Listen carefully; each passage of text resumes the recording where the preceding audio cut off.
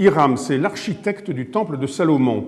Alors, vous savez, j'ai appris à Marie-Hélène, et Daniel, je vous l'apprends peut-être, qu'un des grands mythes de la maçonnerie, c'est la construction du temple, c'est-à-dire que l'on se construit soi-même. Et on se construit comment? Eh bien, justement, en s'introspectant. On en revient à la question à l'instant. Cet Hiram, il lui arrive une chose horrible dans le mythe maçonnique qui se passe aux 3 degrés. Donc je dis pour les non-initiés qui nous regardent, les 3 degrés, c'est apprenti, compagnon, maître. Au degré de maître, qu'est-ce qui se passe? Hiram, un soir, se fait assassiner par 3 compagnons. C'est le meurtre d'Hiram.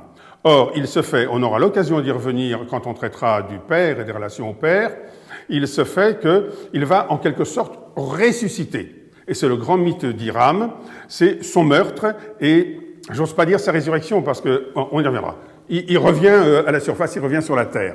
Voilà, et ce mythe s'est répandu comme une traînée de poudre dans la franc-maçonnerie universelle. Et aujourd'hui, s'il y a un des marqueurs de la franc-maçonnerie, c'est bien le mythe d'Hiram. Voilà ce que je voulais dire. Excusez-moi si j'étais un petit peu long. Non, non, c'est très bien, au contraire. Je l'avais évoqué tout à l'heure en disant qu'on préciserait. On a précisé, c'est très bien.